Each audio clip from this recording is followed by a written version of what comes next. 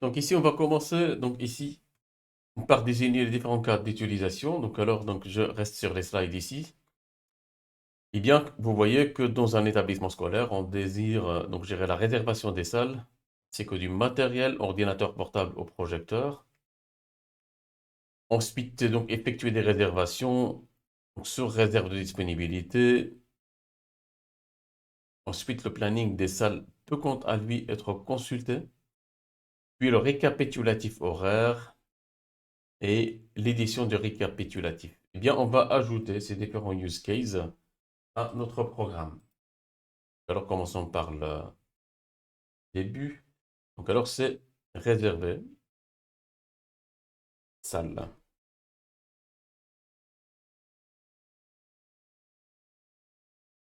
Donc, réserver matériel.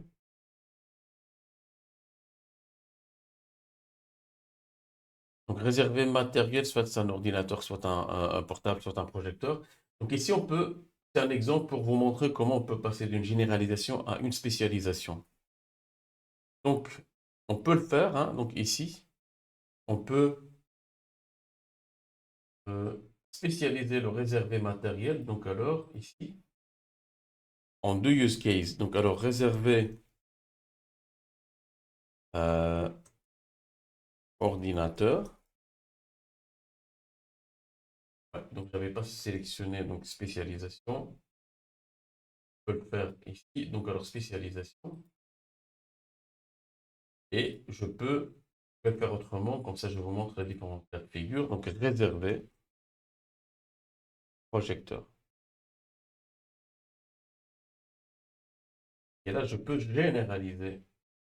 Je reviendrai en fin de compte au même sens de la flèche. Donc, alors, généralisation. Voilà. Donc, alors, si je continue, ici, on parle d'une réservation sous réserve. Donc, effectuer une réservation sous réserve de disponibilité.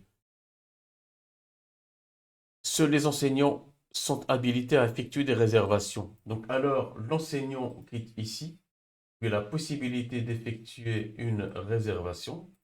Cette réservation peut être soit une réservation d'une salle, soit alors une réservation du matériel. Donc, alors, ce qu'on va faire, on va ajouter un use case. On va appeler effectuer réservation.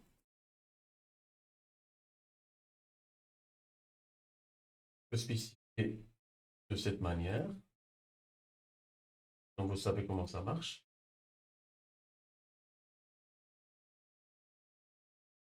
Sous réserve de disponibilité. Sous réserve de disponibilité, donc alors c'est dans l'obligation ici. On ne peut pas effectuer une réservation si on n'a pas une disponibilité. Donc on peut inclure et des obligations, dit relation d'inclusion. Pas include. On va l'appeler vérifier disponibilité ici. Donc vérifier disponibilité.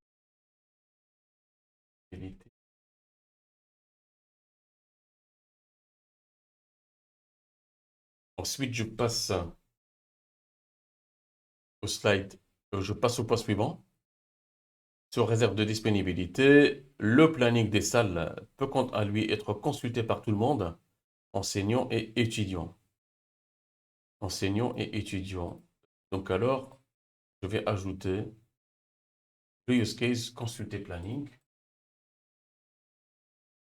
Je vais ajouter le use case consulter planning. J'ajoute le use case ici, consulter planning. Et alors dans ce use case, donc consulter planning. Effectué par l'enseignant, par l'enseignant, par tout le monde. Donc ensuite, le planning des salles donc, peut, quant à lui, être consulté par tout le monde. Par contre, le récapitulatif horaire par enseignant, donc calculé à partir du planning des salles, ne peut être consulté que par les enseignants. Donc, le récapitulatif horaire ne peut être consulté que par les enseignants. Bien, c'est ce qu'on va faire.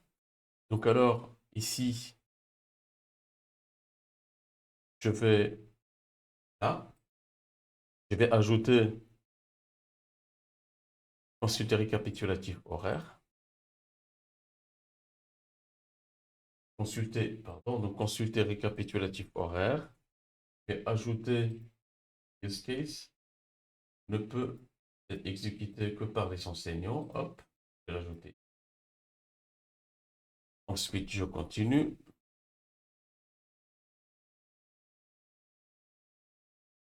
Enfin, il existe pour chaque formation un enseignant responsable qui seul peut éditer le récapitulatif horaire.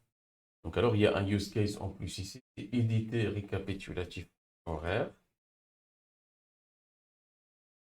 Éditer récapitulatif horaire. Donc, éditer le récapitulatif horaire. Ensuite, on va lier l'acteur enseignant responsable à éditer récapitulatif horaire parce que c'est lui qui peut faire ça. Ensuite, ce qu'on va faire, on va créer des relations entre les acteurs. Pourquoi? Parce que consulter planning peut être effectué soit par enseignant responsable, par tout le monde. Donc, alors, à la place d'établir des associations directes comme cela, eh bien, on peut faire une relation de généralisation à ce niveau-là entre étudiants et enseignants. Ensuite, une relation de généralisation entre enseignants responsables et enseignants. Comme ça, la consultation du planning peut être héritée à partir de cet acteur enseignant et cet enseignant peut l'hériter de cet acteur étudiant. On va nettoyer un peu notre diagramme. Voilà, merci pour votre attention.